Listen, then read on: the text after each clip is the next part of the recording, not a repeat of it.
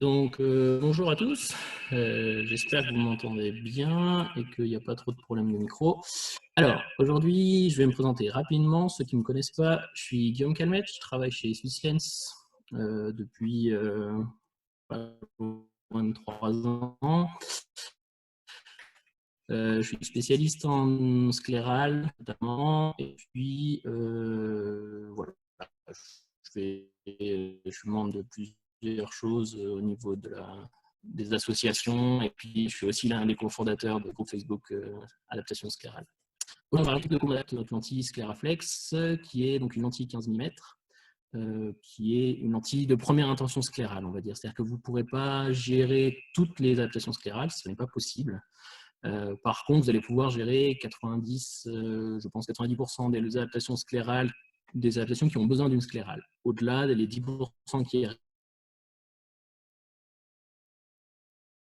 c'est des adaptations plus compliquées, qui demanderont plus d'options que cette lentille. Enfin, on pourra le commander de diamètre 14, 50 jusqu'à 18.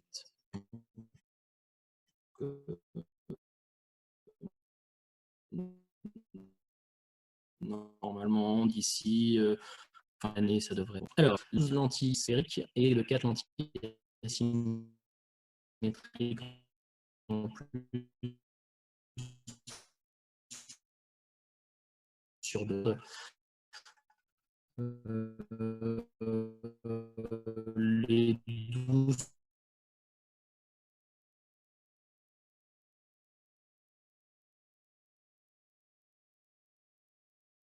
Alors, le premier choix, vous allez voir, je vous ai mis des petits logos en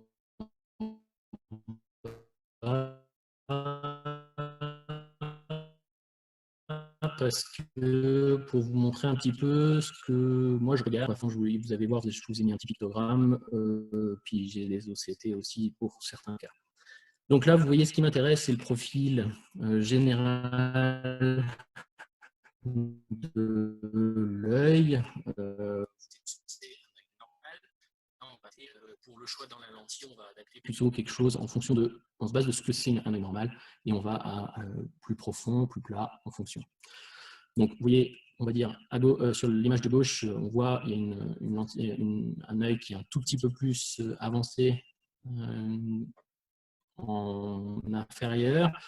Et puis à droite, on est sur quelque chose qui est relativement plat.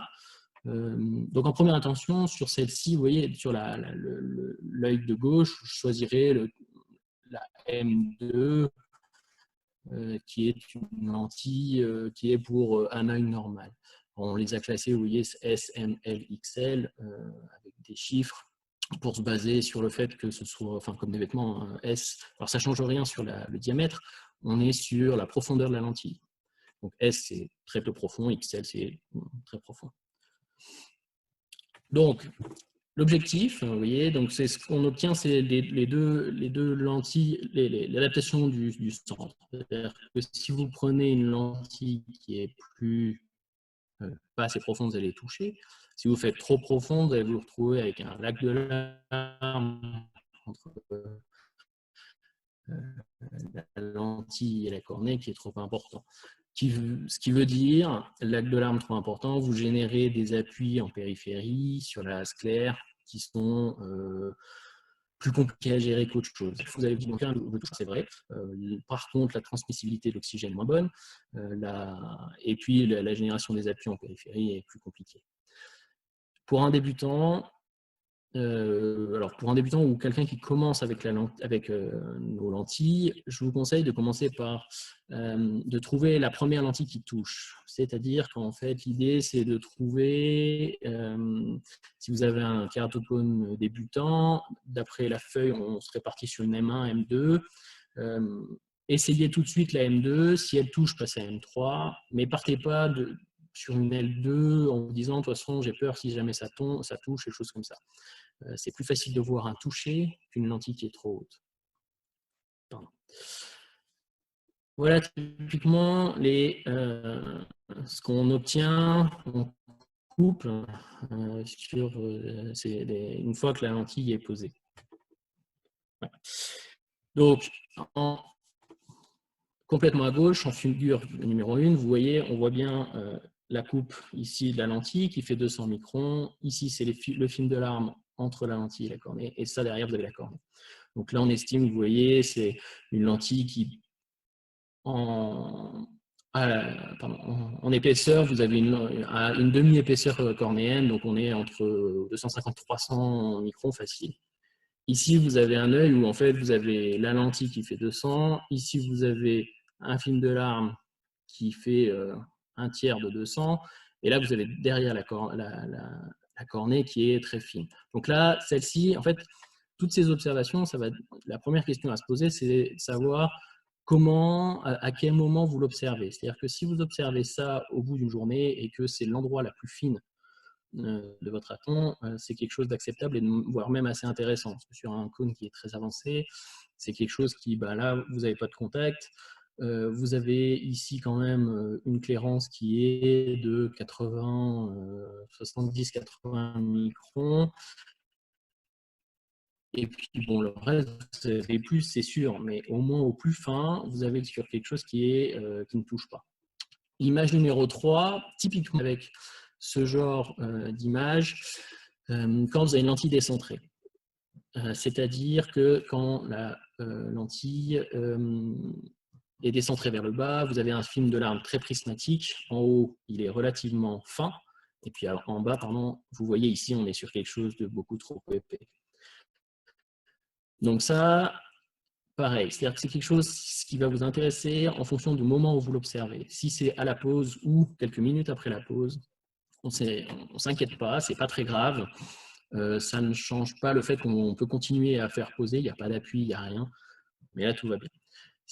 L'objectif, c'est quand vous posez votre lentille, vous faites votre premier contrôle à 1 heure à peu près, je vous en parlerai après, vous ayez comme quelque chose ici, c'est-à-dire que là, vous avez 250 microns, 300, après 1 heure seulement de port. C'est-à-dire que sur les petites lentilles, on sait que après la première heure, on perd à peu près 80 microns d'épaisseur de l'arme entre la cornée et la lentille. Et en fin de journée, vous allez perdre à peu près la même chose, c'est-à-dire à peu près entre 50 et 100 microns. Donc, l'objectif, c'est vraiment d'avoir cette image-là, la numéro 1, après 1 heure de port. Alors, la pose de la lentille, ça c'est juste un rappel. Vous avez 2 possibilités qui sont assez intéressantes. Soit vous avez celle de l'image de gauche, où vous voyez, on remplit, donc toujours les lentilles sont remplies de solution saline, avec une goutte de fluo ou de la fluo dedans en bandelette. Si vous pouvez avoir en goutte, c'est plus facile. Si c'est en bandelette, ça marche quand même assez bien, il n'y a pas de problème. Ce système, moi, c'est celui que je conseille dans la majorité des cas. Pour une question qui est très simple, c'est-à-dire qu'en fait, là, c'est plus facile à tenir. Alors attention, là, il n'y a pas d'effet de succion, elle est coupée, il y a un trou au bout, c'est juste un support de pose, ce n'est pas une ventouse. Donc là, vous pouvez pratiquement faire toutes les manipulations que vous souhaitez. Pour le patient aussi, c'est plus facile. Voilà. Par contre, dans certains cas, de faire le trépied avec les 3 doigts, c'est ce qui est le plus intéressant. Alors, je pense notamment c'est pour les enfants qui ont plus de mal à ouvrir les yeux, qui se défendent un peu plus, on va dire. Ça marche assez bien. Moi, je le conseille dans les cas où vraiment il faut aller vite pour le poser et puis que vous vous sentez relativement à l'aise avec.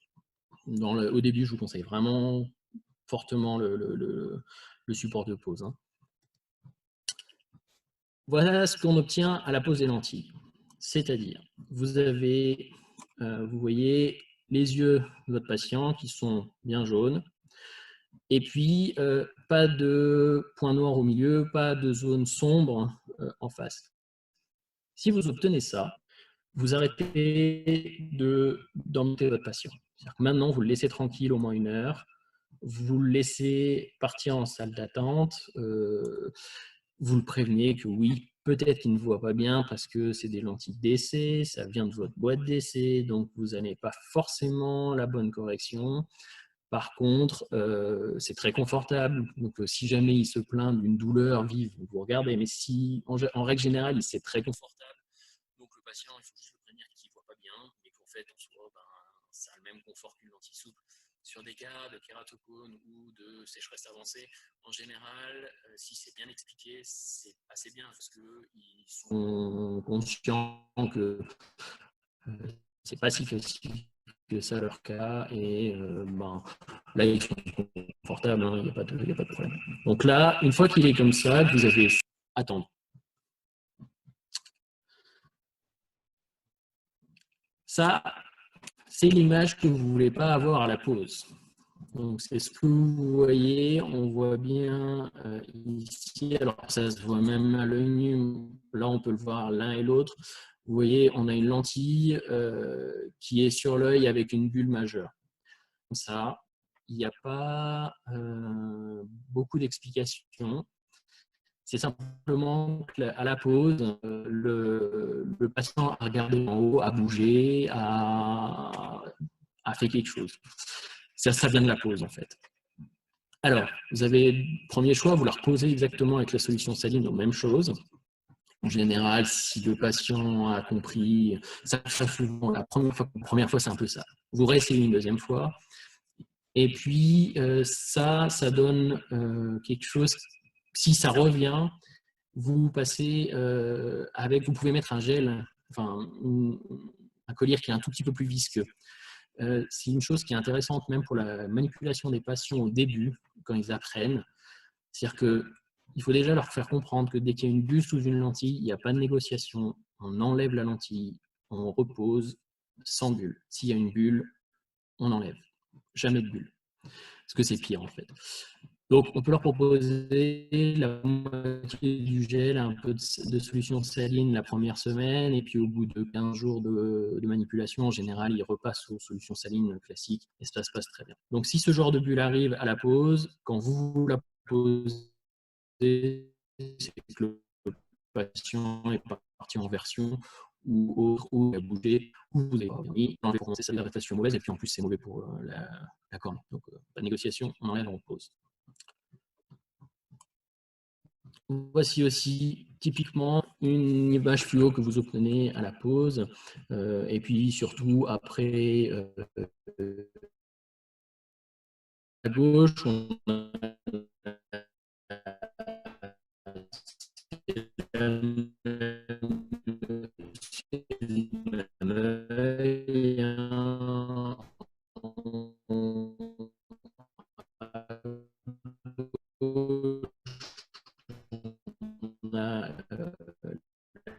coupe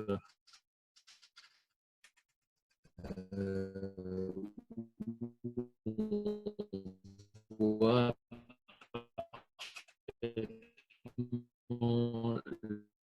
l'épaisseur de la lentille, l'épaisseur du film lacrymal en fluo et derrière la cornée.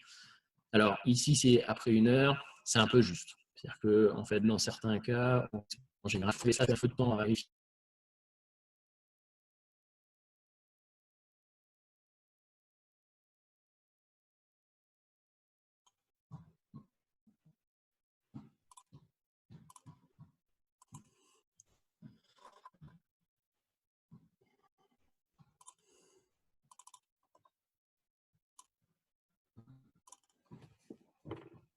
Excusez-moi.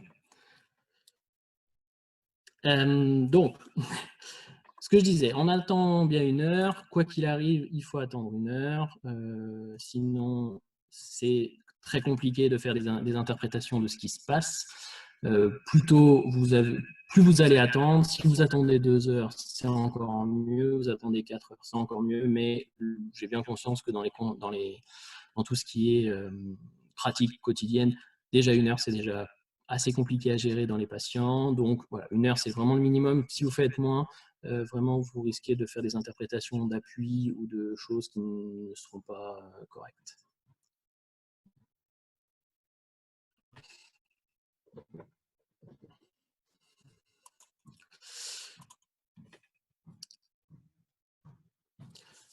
Alors, une autre observation d'une lentille toujours en coupe, vous voyez ici, nous avons... Est-ce que vous m'entendez toujours? Thibaut, tu m'entends? Ok. Alors, si vous observez ce genre de coupe, vous voyez là, on vient observer pas que la périphérie, la partie centrale, également la partie périphérique. L'avantage de faire ce genre de coupe, c'est que vraiment, ça vous permet de vérifier l'homogénéité de la fluo. Sachant que toute proportion gardée, en fonction des cas, l'homogénéité, et ce n'est pas forcément ce qu'on cherche, parce qu'il y a des cas où, par exemple, si la cornée est très déformée en périphérie, vous n'aurez jamais une coupe parfaitement homogène sur toute la fluo. Alors, voici vraiment une image de CT d'une lentille. Donc, alors attention, les lentilles ici, là, elle fait 200 microns. Au milieu, c'est... alors, je vous montre cette image d'OCT parce que c'est assez important. On peut voir ici qu'il faut se méfier quand même de l'OCT dans un certain sens. Il faut apprendre à le lire, en fait. C'est-à-dire qu'ici, on aurait tendance à penser que ça peut être un peu haut, des choses comme ça. En fait, finalement, pas tant que ça. Et ici, vous voyez, cet OCT-là a été fait en pensant qu'il y avait un problème au limbe. Mais en fait, on voit que donc là, le limbe, il est ici. Hein. Vous n'avez aucun problème au limbe. Il est parfaitement clair, il est même assez haut, on doit dire. Donc, c'est quelque chose qui est assez remarquable. Dans ce cas-là, c'était vraiment ça. Ça m'était envoyé pour me dire qu'il y avait un problème au limbe parce que le limbe touche parfait cleaner de. Bon, voilà, vous avez toujours bien 250 microns au centre. Le limbe est trop, on va pouvoir le changer. Ce qu'on peut obtenir, c'est-à-dire qu'ici, souvent, dans certains cas, surtout chez des lentilles comme ça de 15 mm, les limbes sont souvent assez proches. On peut obtenir soit un contact, comme ici, soit quelque chose qui est vraiment, vraiment très, très proche, où on voit comme ça. Donc ça, c'est intéressant de voir que ça, c'est pas acceptable. Hein. Ce genre d'image, la scléraflex n'est pas faite du tout pour être adaptée avec un contact au limbe. C'est une full sclérale, il n'y a aucun contact sur toute la partie cornéale, limbale. Le contact ne se fait qu'au niveau de la sclère. Ici, vous voyez, c'est un peu le même cas que celle de l'OCT, c'est-à-dire qu'ici, vous avez une lentille qui, ici, on la voit, on voit se dessiner ici. Et ici, vous voyez au niveau du limbe, on est sur une clairance qui est beaucoup trop haute. Et en fait, ce problème de clairance, ça a fait ce qu'on appelle des tabliers conjonctivaux, c'est-à-dire que c'est l'épice claire qui se fait happer par l'effet négatif de pression et qui vient recouvrir ici la partie périphérique de la cornée et qui vient un peu aussi empêcher la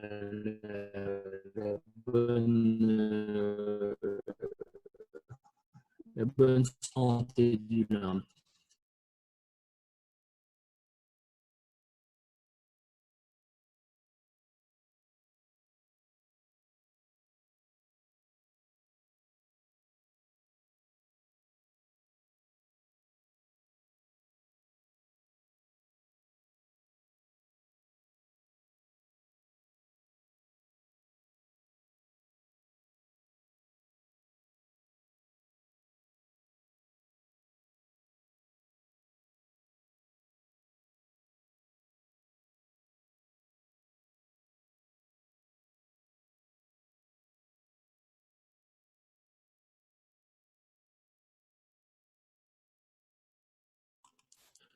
Non, je suis désolé, je ne sais pas pourquoi mon écran connexion se perd à tous les coups. Alors, je suis désolé. On est passé sur le limbe, excusez-moi. Alors, au niveau du limbe, si pour vous changer, si vous avez notamment quelque chose qui est trop proche ou qui est en appui ou des choses, comme ça plutôt, hem, vous avez l'option dans votre, espace client, ici vous avez la sphère d'ajustement. La sphère d'ajustement, c'est, une option qui est donnée pour la modification de la périphérie de la lentille, notamment, bah, justement dans ce cas-là de limbe ou dans le cas de cornée très plate en périphérie, post-greffe ou post-shear. On est obligé d'utiliser, on utilise ces sphères d'ajustement pour effectivement se faire une lentille relativement plateau au-dessus du greffon ou de tout ce qui est chirurgie. Une image pareille d'OCT, c'est un petit peu plus, c'est pas tout à fait la même que tout à l'heure, elle est très similaire, mais on voit assez bien où est-ce que vient chercher la lentille au niveau et puis ensuite elle vient ici venir s'appuyer assez tard. Donc ça c'est une des lentilles qui est faite en fonction avec un ajustement. C'est-à-dire qu'une sphère d'ajustement, ici on a un tout petit peu plus aplati pour pouvoir dégager ce lame parce qu'effectivement sur celle-là, il venait toucher en fait. Donc c'est une des choses, c'est pour ça qu'on utilise la sphère d'ajustement. Sur la scléraflex ensuite, une fois que vous avez déterminé, bon, le centre est bon, le limbe le limbe est bon. Maintenant, on va faire tout ce qui est la partie sclérale. Alors, la partie sclérale, vous voyez ici, on observe en revanche pas trop grossissement parce que sinon on ne voit pas grand-chose. Et on vient regarder ce qui se passe. Donc là, ici, vous voyez, on a des interruptions vasculaires, des petits vaisseaux et presque des gros vaisseaux ici notamment. Ici également, ici, on voit aussi en bas que vous avez une lentille qui appuie sur tout ce qui est partie sclérale. Donc ça, en fait, ça, c'est des choses que vous allez voir régulièrement sur les adaptations sclérales, parce que une sclérale, étant donné que ça ne touche pas à la cornée, il faut bien que ça touche quelque part, ça touche la sclère. Donc maintenant, on est plutôt, une fois que vous avez déterminé tous les parties centrales, on va partir maintenant pour équilibrer les appuis, pour avoir quelque chose d'assez joli. Voici une autre image, d'autres images d'une autre adaptation. Alors, tenez pas compte de la petite bulle qui est ici, là, en supérieur. La bulle en supérieur, elle vient du fait que quand on a pris la photo, on a fait rentrer une toute petite bulle. Mais là, vous voyez, on peut observer que dessous, ici, là, sur l'image en haut à droite, que les vaisseaux sont assez équilibrés, il n'y a pas d'interruption. Ici, en haut, en version, c'est un petit peu, on voit que ça commence un tout petit peu à compresser. Ici, pas tellement. Alors, justement, je vous ai mis ces photos parce que il faut se méfier des images prises en version. Parce que le problème des grandes lentilles, c'est que dès que vous êtes en version, les paupières ont vraiment une interaction importante sur les lentilles. Donc, en fait, c'est intéressant de voir ce qui se passe, mais faire attention de ne pas prendre de décisions trop rapides. Euh,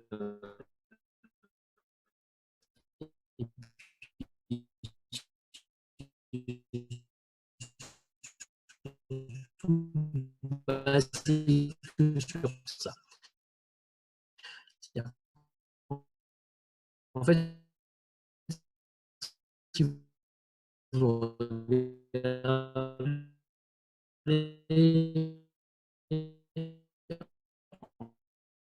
en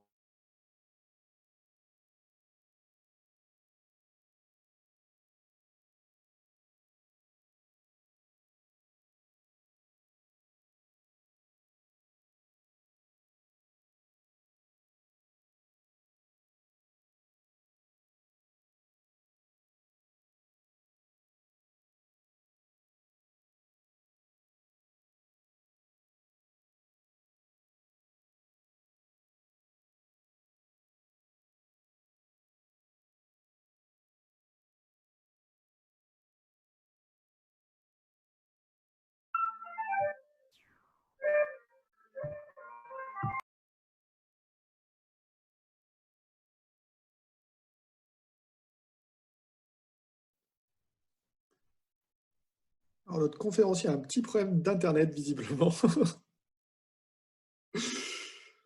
Est-ce qu'il va revenir? J'espère.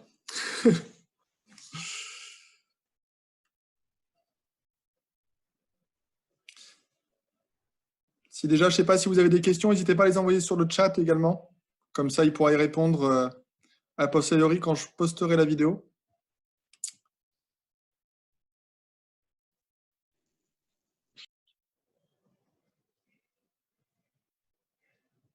Le revoilà. Je suis désolé, je ne sais pas pourquoi ma connexion saute. Je comprends pas. Bon, je suis passé en 4G sur mon téléphone, ça devrait être plus facile. Je recommence.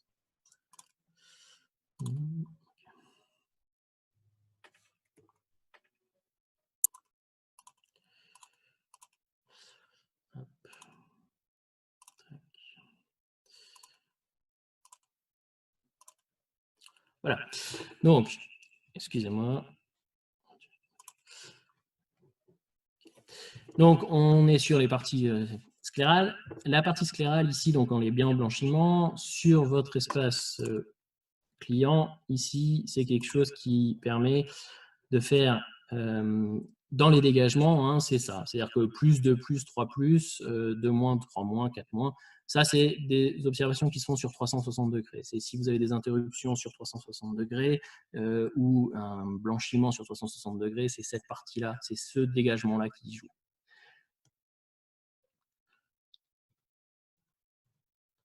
Okay. La partie des si ces dégagements, si ces blanchiments sont sur 0 et 3h, 9h, pardon, on est sur quelque chose où, alors on ne change pas ces dégagements-là, on passe en asymétrie. L'asymétrie, c'est une valeur qui permet, c'est une périphérie torique, qui permet de dégager que des quadrants, enfin que ces parties-là qui sont trop serrées. Donc là, c'est un grade, hein, 0,1, 0,2, 0,3, 0,4, 0,5, 0,6. Dès que vous avez un blanchiment, faites 0,2, une interruption des petits vaisseaux, 0,3, des gros vaisseaux, 0,5. Voilà, bon ça après, je pourrais en revenir dessus. Je suis un peu court au niveau du temps pour vous l'expliquer jusqu'au bout. Ça, c'est une observation que vous avez, vous voyez, on n'a plus la lentille. C'est-à-dire que c'est au retrait de la lentille en fin de journée, c'est une observation qu'on fait. Et là, on voit que la partie de la sclère est très compressée au retrait. Alors ça, c'est quelque chose que vous allez voir et le patient va voir souvent, même à tous les coups pratiquement. Alors, cette compression-là, si elle reste environ 15 minutes, c'est pas grave. C'est simplement que c'est la lentille qui a dû poser toute la journée dessus. En général, le patient, il reste dessus. Enfin, tout ça, c'est un peu compliqué. Il le garde, il relève, ça dure 15 minutes, tout va bien, on ne change rien. Par contre, si au-delà de 15 minutes, 20 minutes, cette marquage reste, on augmente le dégagement. Typiquement, ce genre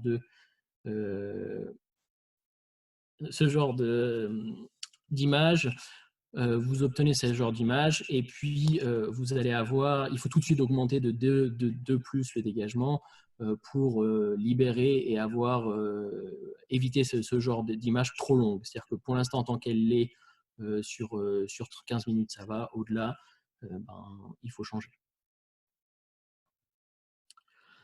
Alors, voici, ça c'est une image que j'ai reçue il y a peu de temps.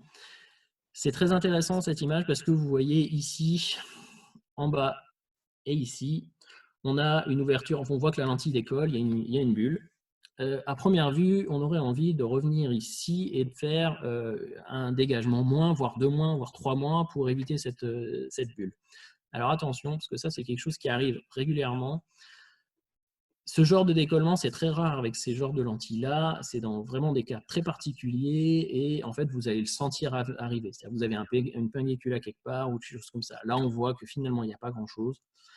Le seul problème étant que en fait, la lentille touche. Ici, vous voyez, on est vraiment sur quelque chose qui touche au milieu. Hein, on voit, elle est là. Et puis ça, vous avez l'image ici de la lentille. Ben, on voit pourquoi elle touche. En fait, elle est en appui complet sur la zone centrale. Ça, c'est quelque chose finalement, donc celle-là, ça se voit vraiment, mais finalement, ça arrive quand même de temps en temps que les gens, en fin de journée, se retrouvent avec des choses comme ça, avec des appuis, et du coup, à une lentille qui bascule.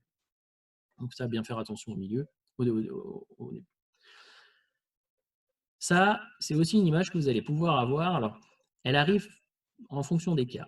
Soit elle peut arriver au bout d'1 heure et demie, 2 heures de port. Vous voyez, c'est des micro-bulles comme ça. Alors, ça fait une bulle de champagne ou une bulle de bière, en fait, hein, il faut être assez clair. Moi, je préfère le champagne, donc bulle de champagne.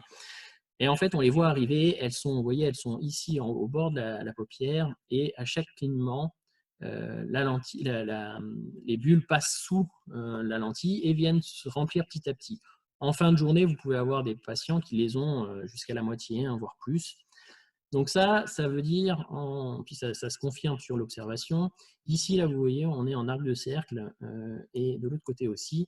On voit ici que vous avez un appui qui n'est pas ici, en haut et en bas, qui est surtout 3h, 9h. Donc en fait, c'est juste la lentille qui en bascule sur la sclère. Et donc ça, c'est vraiment une des indications majeures pour passer en asymétrie. Alors là, dans ce cas-là, 0,3. En passant en asymétrie 0,3, c'est une lentille sphérique. Tout de suite, vous allez éliminer de façon assez spectaculaire les arrivées de cette petite bulle. Alors c'est très intéressant, le jour où vous l'avez, regardez-les, ça se voit très bien. Hein. Au clignement, vous voyez les bulles arriver au bord de la lentille, et puis à chaque clignement, la passer dessous, puis rentrer. Donc ça, c'est quelque chose d'assez intéressant, puis c'est quelque chose qu'on peut observer, puis c'est assez facile à régler comme problème. Donc ça, c'est le principe de la symétrie, hein, je vous le répète. Donc là, c'est une lentille, vous voyez, donc en fait, périphérie torique, elle est plus ouverte sur 3h, 9h que sur midi, 6h. Alors, voici une image qui est assez spectaculaire et qui est quelque chose qu'on rencontre souvent. C'est ces arrivées de débris.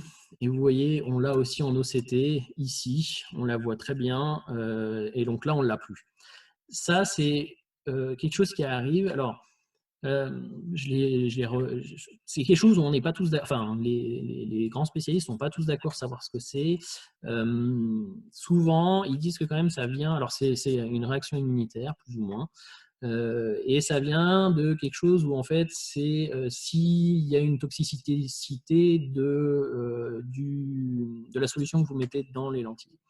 Alors moi je pense il y a ça, et après il y a aussi la deuxième chose, c'est exactement ce que je vous montrais tout à l'heure, quand au lieu que ce soit des petites bulles qui rentrent, c'est des dépôts comme ça. Alors ça, moi par expérience de ce que je vois, enfin de ce que je vois dans les adaptations, c'est quelque chose qui arrive très souvent, que l'interface se charge au cours de la journée. Alors j'ai certains adaptateurs qui, d'office, disent à leurs patients, toutes les 4 heures, vous changez, vous enlevez votre lentille, vous la rincez, vous la remplissez avec la solution saline et vous recommencez. Parce qu'en fait, cette réaction, si tout va bien, elle disparaît relativement facilement au bout de quelques semaines de port. Donc c'est quelque chose, il faut prévenir son patient. C'est important pour lui dire que voilà, c'est possible que c'est des choses qui arrivent. Normalement, si toute l'adaptation est bien, c'est quelque chose qui, au fur et à mesure, disparaît avec le temps. Alors, je suis désolé pour la qualité de la photo, mais c'est quelque chose que j'ai dû prendre avec un téléphone. Et on voit, alors là, il y a une bulle, hein, mais c'est surtout la surface externe qui m'intéresse. Elle est très, très hydrophobe. Alors ça, c'est quelque chose, donc ça, c'est un cas un peu extrême, mais les hydrophobies en lentille sclérale, c'est quelque chose qui est très courant. Une des majeures, c'est que les patients arrêtent de cligner. C'est assez spectaculaire quand vous faites les tests. Vous avez des gens qui clignent énormément, surtout les kératoconiques par exemple. Ils clignent énormément parce que, ils ont les yeux relativement secs. 2, ils ont habitué plus ou moins de porter des lentilles rigides depuis des années. Et puis ils clignent énormément. Vous leur mettez des lentilles sclérales, ils arrêtent complètement de cligner. C'est un peu l'équivalent, il y a certaines études qui ont été faites, c'est un peu l'équivalent de si vous fixez un écran de télévision ou d'ordinateur, vous arrêtez de cligner. Et en fait, la lentille sclérale donne un peu cet effet-là. Et donc, en fait, du coup, le problème, c'est que du coup, ça endommage la surface externe de la lentille.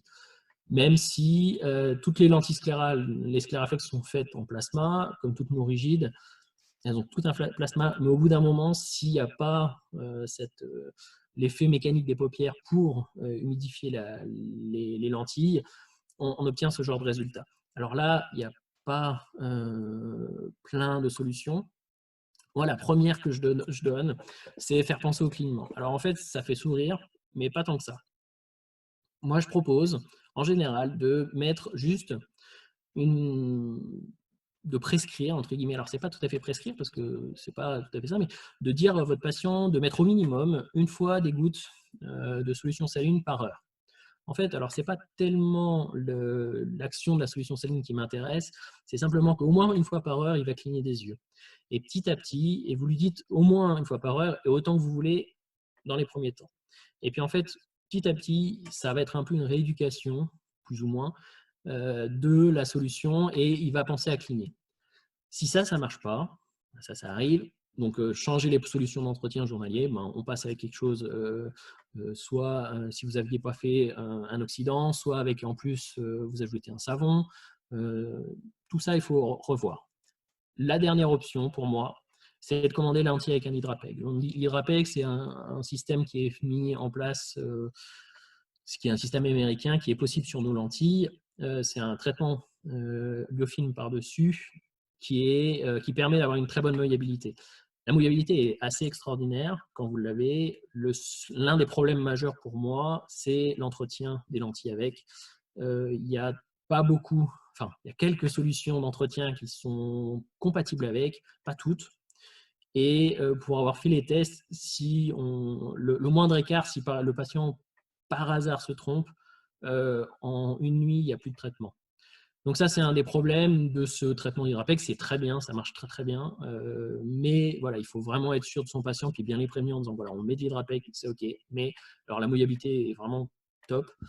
Mais voilà, à côté, bah, vous avez, sur le site, enfin sur notre site, mais qui est un lien vers le site de Contamac, vous avez la liste des solutions qui sont compatibles.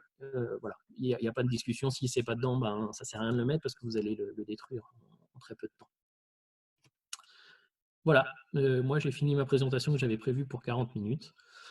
Et puis, alors avec les coupures, j'y suis presque un chef. Je suis pas mal. Et puis, bah, voilà, je vous remercie de votre attention. J'ai bien sûr, bon, ceux qui me connaissent, vous avez mon email. Après, vous pouvez me joindre aussi chez Swisslens en service technique, même en confinement. Je suis à peu près opérationnel. Thibaut, tu reprends tu reparles? Alors là, maintenant, si vous avez tous des questions, vous pouvez les poser sur le chat. Et puis, si vous voulez, Guillaume peut y répondre. On a un peu plus de temps, donc il n'y a pas de souci. Ou si Guillaume, tu veux éclaircir certains points, comme tu veux. Alors, moi j'ai... Alors, attendez, je reprends. Hop. J'ai que 4 questions sur le chat, mais j'ai vu qu'il y en avait plus. Alors, Stéphanie, ouais, les micro-bulles de champagne, c'est tu ne fermes pas le bord. Alors, plus ou moins. C'est-à-dire qu'en fait, je reviens dessus. Excusez-moi, si je fais ça. Voilà. Alors, les micro-bulles de champagne, en fait, ça ne sert à rien de fermer ce bord-là, parce que le problème vient de cet appui-là. C'est-à-dire que vraiment, c'est de la lentille qui est en appui comme ça et qui fait bascule à chaque fois. Donc, en fait, une fois qu'on aura réglé ce problème-là, qui est sur 3h, 9h, en fait, on va équilibrer les appuis. C'est-à-dire que là, il est vraiment trop important, puis là, il n'y a pas d'appui. Donc, en fait, juste en changeant ça, c'est vraiment quelque chose qui marche à tous les coups. Hein. C'est souvent ça. J'ai pour l'instant jamais vu d'appui de lentilles où on a des microbules qui rentrent comme ça, puis qu'il n'y a pas une explication comme ça où ça se voit clairement. Parce que c'est vraiment les appuis qui changent tout. Ok, je te remercie. Avec plaisir. Thibaut, est-ce que tu as... Parce qu'en fait, moi, j'ai que 4 conversations. Et j'ai vu qu'il y en avait d'autres avant, j'ai vu 30 à un moment. Donc,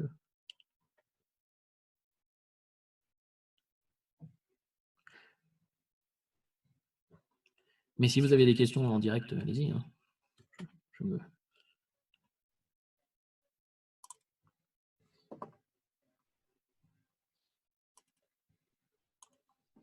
Oui, Guillaume?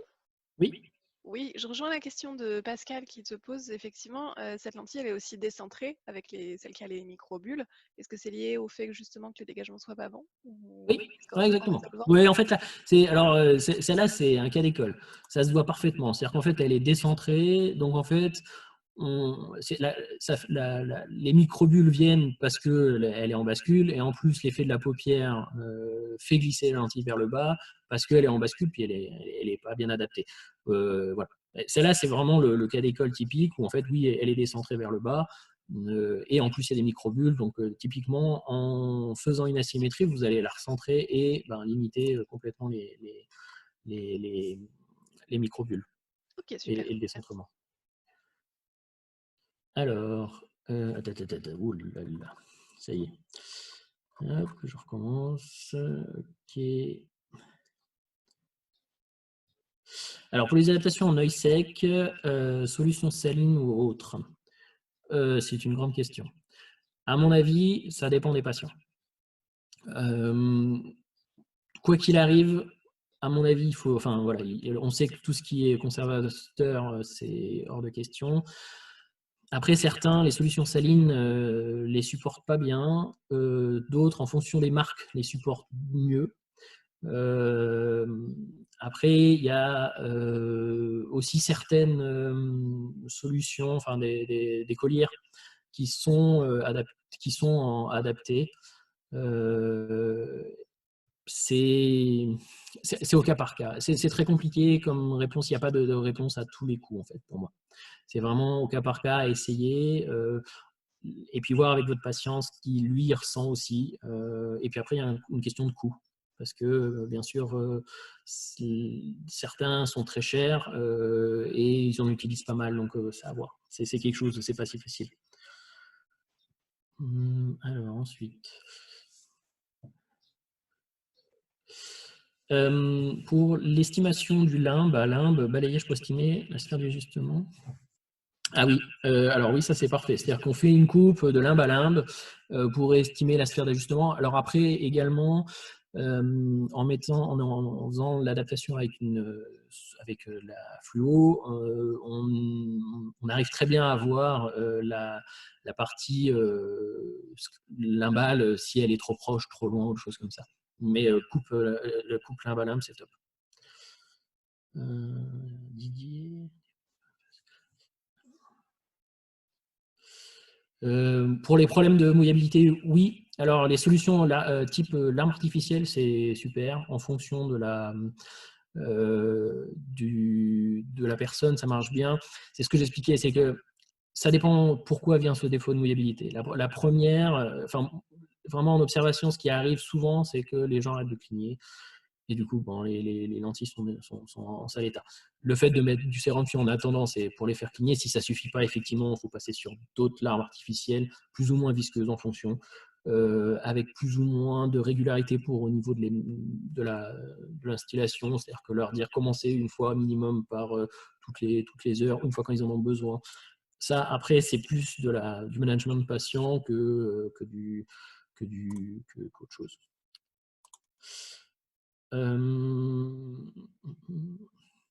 Gaëtan, combien coûte-t-elle? Je ne répondrai pas en public.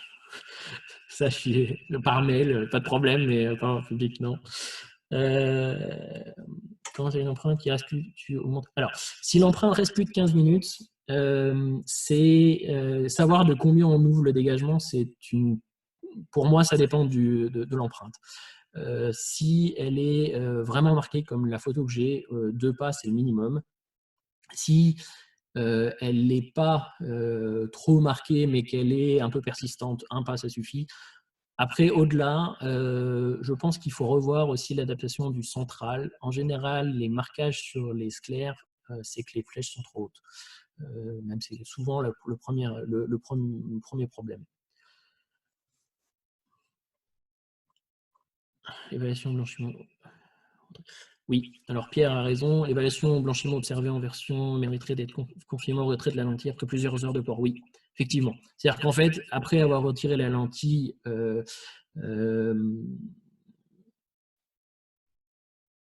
alors, attends.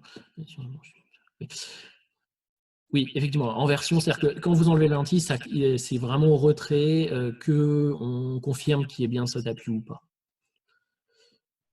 Pascal. Ok, ça c'est top. 3 gouttes de substitut plus solution saline pour remplir, ça c'est... Ouais, ouais.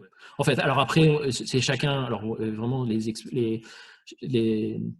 adaptateurs expérimentés ont un peu leur soupe à chacun, et je pense que c'est une bonne chose. C'est-à-dire qu'en fait, vous avez chacun vos habitudes, et ça, ouais, moi je suis d'accord, je trouve que ça c'est top, c'est une bonne idée. Si on ouvre sur 360, la lentille s'affaisse. Non. En fait, non. Parce que moi, c'était une des premières choses qui m'énervait le plus quand je faisais des adaptations et que je commandais au labo. C'est que dès qu'on changeait la périphérie, ça touchait au centre. Enfin, ça modifie mon central. Je trouve ça très, très pénible.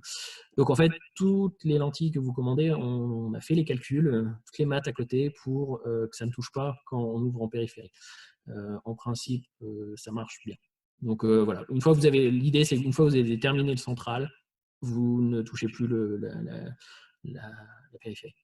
Pardon, ouais, une fois que vous avez déterminé le central, excusez-moi, vous touchez la périphérie, ça ne change rien sur le central. Nous, on compense, parce qu'en fait, c'est des maths. Donc, c'est assez facile à voir. Quand on voit que la sclère est torique, catoricité, lentille constituée au premier essai, 0,3.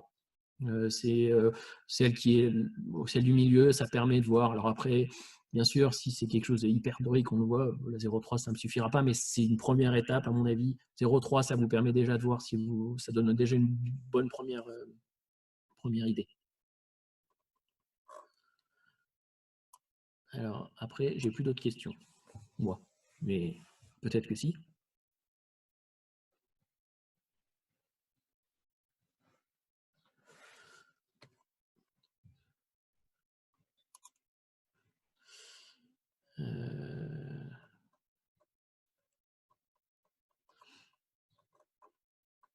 Je sais pas, Thibaut, tu as des questions que je n'ai pas vues?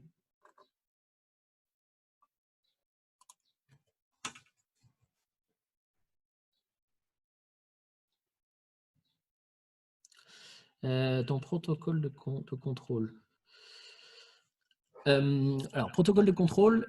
Alors, la première fois que je vois les patients pour l'essai, ils viennent, je leur dis déjà d'avance, enfin, alors on a déjà déterminé, on va dire, qu'ils vont porter une anti-sclérage, je les ai déjà prévenus, mais déjà je leur ai dit d'avance qu'ils vont devoir la porter pendant 1 heure minimum et que probablement ils n'allaient pas bien voir. Et qu'avec un coup de chance, peut-être qu'ils verront, mais sinon non. Donc ça déjà, ils le savent. Donc là, c'est la première rendez-vous, on fait le premier essai, on trouve la première lentille qui ne touche pas, on fait attendre 1 heure et on fait les premières observations, donc coupe, périphérie, sur F et commande de la première lentille. À la réception, on apprend la manipulation, on vérifie les lentilles que vous avez reçues, qu'on soit bien d'accord, et ensuite, je ne veux pas les revoir avant 1 mois. Pour une raison très simple, c'est que la plupart du temps, les 15 premiers jours, ils n'arrivent pas à la mettre. Donc en fait, ils la mettent, il y a des bulles, ça ne va pas, ils recommencent. Donc en fait, techniquement, au bout d'1 mois, ils l'auront porté que 15 jours. Alors il y en a certains, ça va être tout de suite très bien, hein, il n'y a pas de problème, mais souvent, le problème c'est ça, c'est au bout de 15 jours. Au début, je leur demandais de revenir le lendemain, mais c'était infernal parce qu'en fait, je faisais que des problèmes de manipulation que autre chose. Donc pour moi, c'est au bout d'1 mois, parce que comme ça, au moins, ils l'ont porté vraiment dans des conditions normales, au moins 15 jours. Le contrôle d'1 mois, c'est après 1 journée de port, pour voir ce qui se passe, comment se comporte la lentille en fin de journée. Ça me permet de faire les observations. Une fois que ça c'est fait, je fais les modifications, et puis voilà. Et puis après, contrôle 3 mois, 6 mois, en fonction des pathologies en fait, certains, et puis du patient. Effectivement, Olivier a raison, tout ce qui est cosmétique et crème, poudre, ouais. En fait, alors ça c'est vraiment comme toutes les rigides, enfin comme toutes les lentilles. C'est vrai que des fois ça aide pas du tout. Tout ce qui est, voilà. Alors des fois on peut pas les éviter. On a des patients qui veulent pas ne pas en mettre. Bon, voilà, faut les prévenir que c'est pas terrible pour les lentilles. Le minimum d'épaisseur de lentille de larmes en fin de journée, 150 microns. Alors, ça, c'est, on va dire, dans l'idéal. On en connaît qui font un peu moins.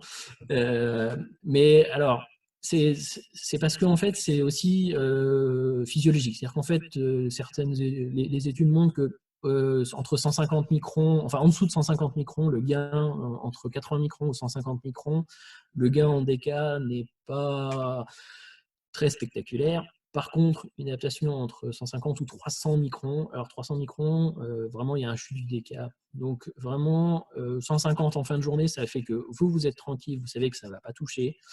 Il n'y a aucune raison. Et puis, au moins, on sait que tout ce qui est oxygénation, on est voilà, au mieux qu'on peut faire. Après, ça reste quand même des grandes lentilles. Donc, ça reste quelque chose, on a une lentille grand diamètre dessus. Quand même, donc, peut-on faire un brossage pour passer au-dessus? Alors, sur la petite lentille sclérale, la Scléraflex 15 mm, on ne peut pas faire pour l'instant de bosselage, enfin de quadrant spécifique. Ça va être résolu par les extensions de gamme qui seront d'ici fin de l'année. Sur la prochaine, c'est une évolution. Donc, mais d'ici fin de l'année, ce sera possible de faire par quadrant ce qu'on veut. Et par diamètre, ce que je vous disais au début, entre 14,5 jusqu'à 17,5 ou 18 même. Donc ça, c'est en cours de validation. On est en train de finir les validations pour les normes CE.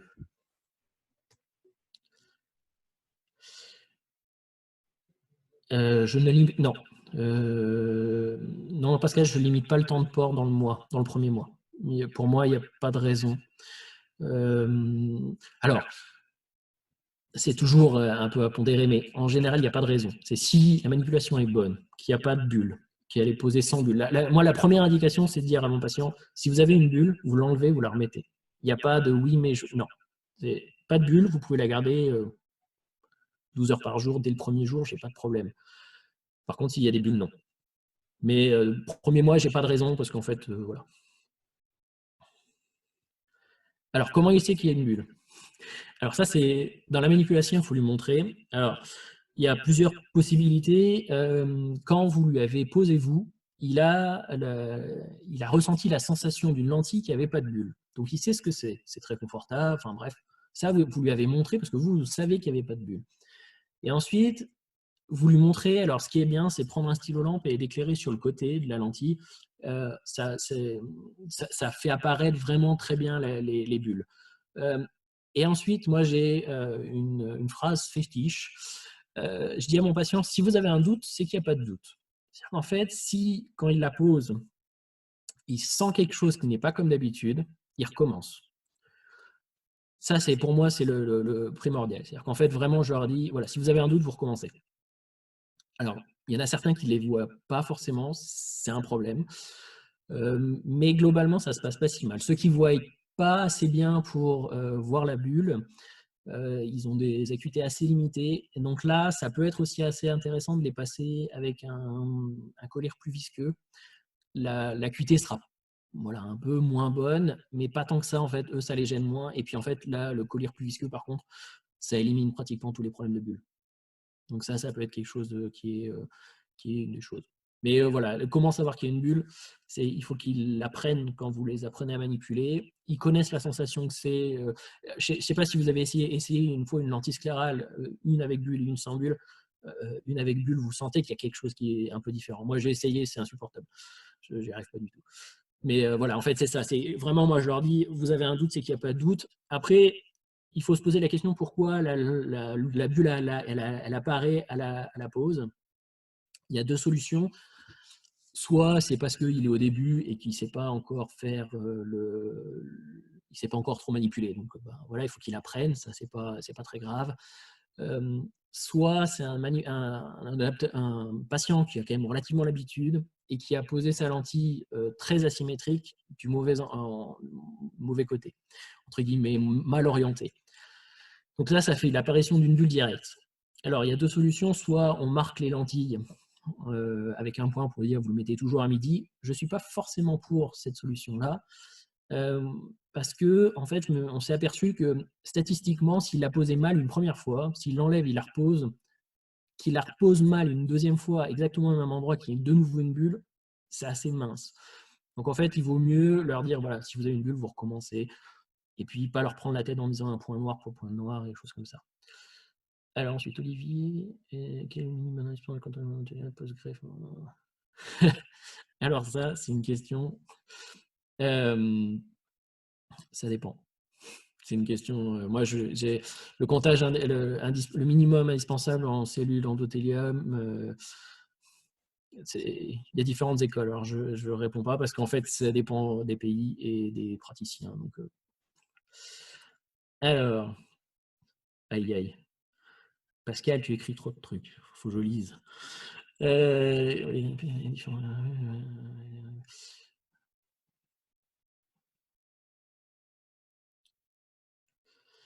Alors Pascal, oui, on est d'accord sur les problèmes sur les kératocones très évolués. C'est un des problèmes qu'on y a, c'est de dire qu'à l'apex, on garde 150 microns. Pour moi, ça ne met pas tellement de sens. Et là, je rejoins Thibaut sur ses adaptations. Et, moi, en fait, sur les apex très évolués, je dis qu'il faut 50 microns. C'est-à-dire qu'on divise par 3. Et du coup, en fait, effectivement. Mais voilà, effectivement, c'est une bonne. Voilà, on peut pas garder 150 à une apex de cône, c'est pas possible.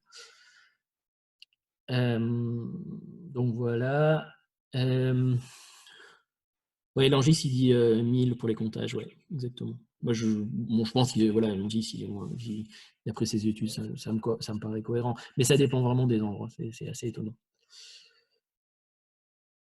Et puis, effectivement, pour l'Apex à 50 microns, très, très important, c'est que il faut vraiment le valider, entre guillemets, par le fait que tous les appuis soient parfaits à côté. C'est-à-dire qu'en fait, on ne peut pas se permettre d'avoir un appui au niveau de la sclère. En fait, entre guillemets, c'est presque le dernier chose que vous vérifiez. C'est-à-dire que pour une fois, vous ne partez pas du centre, c'est que vous vérifiez bien vos appuis périphérie et puis après, vous descendez un petit peu la flèche pour obtenir comment dire, cette sagittale de 50 microns. Mais voilà, c'est au cas par cas, mais c'est ça. La sclérale est compatible avec une Vitata. Ah.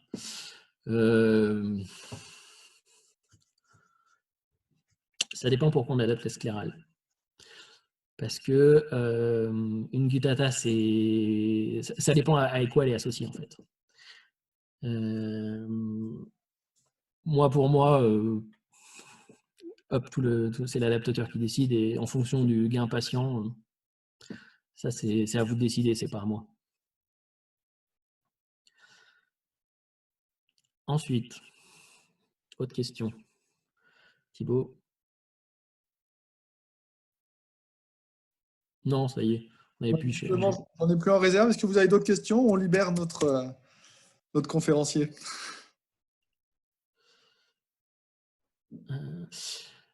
Pourquoi 50 microns sur un cône avancé? C'est effectivement, c'est pour limiter la quantité de larmes qui reste sur la cornée. Oui. C'est-à-dire qu'en fait, alors après, il y a une autre chose, c'est que, à part si vous avez un OCT, vous pouvez faire moins. Mais même sur une fluo, estimer une épaisseur à moins de 50 microns de précision, c'est pas possible. Voilà, il faut être très très fort et en fait moi j'en connais pas. Non, à l'OCT oui, il y en a qui adaptent moins à l'OCT, c'est normal, ils peuvent mesurer. Mais à l'œil nu, on va dire, même avec une lampe de bonne qualité, c'est compliqué. Alors pourquoi 50 et pas 150 sur les forts apex? L'idée c'est que si tu as 150 au sommet de l'apex, ça veut dire qu'à l'autre endroit, tu auras beaucoup plus. C'est-à-dire qu'en fait, l'idée étant d'avoir, dans l'adaptation idéale, ce serait 150 partout. Alors ça voudrait dire, c'est possible, mais ça voudrait dire de faire des plus des lentilles relativement simples, c'est très très compliqué. Et puis ça ne met pas tellement de sens finalement. Donc en fait, l'idée c'est que c'est 150, moi je dis 150 pour une cornée régulière, on va dire, plus ou moins régulière. Avec un apex très fort, on garde 50 pour limiter les effets en fait, de succion qui se créent si vous avez trop de sagittal sur le reste de la cornée, de l'adaptation. Alors, oui, est-ce que vous avez tenté de travailler la puissance du diode contre l'alarme? Bien sûr. C'est même l'idée. Assez peu, on a besoin de lentilles très puissantes sur ces genres sur les scléraflex. C'est-à-dire qu'en fait, effectivement, moi, quand j'ai fait le design, j'ai passé pas mal de temps à réfléchir, savoir comment on faisait pour limiter de se retrouver avec des moins 40. Donc ça arrive de temps en temps. Parce que voilà, de temps en temps on est obligé, mais en fait très souvent on est sur des puissances qui sont relativement raisonnables. On n'a pas besoin de très forte puissance. Et après bon, avec cylindre si besoin. Réduire aussi, oui, bah voilà, exactement. Et les formes oblates, oui. Et alors donc ça, les formes oblates, ça reste voilà, c'est possible.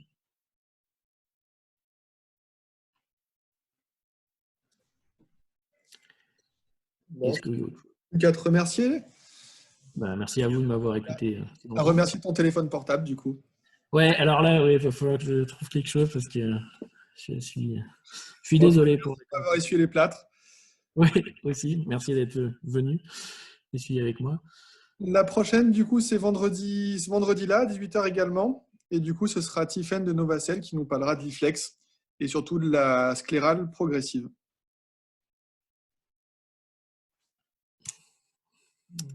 Merci à tous et puis à bientôt. À vendredi, parce que moi, je viendrai écouter avec grand intérêt. Ça m'intéresse beaucoup. Bonne soirée. Salut. Bonne soirée. Merci, bonne soirée.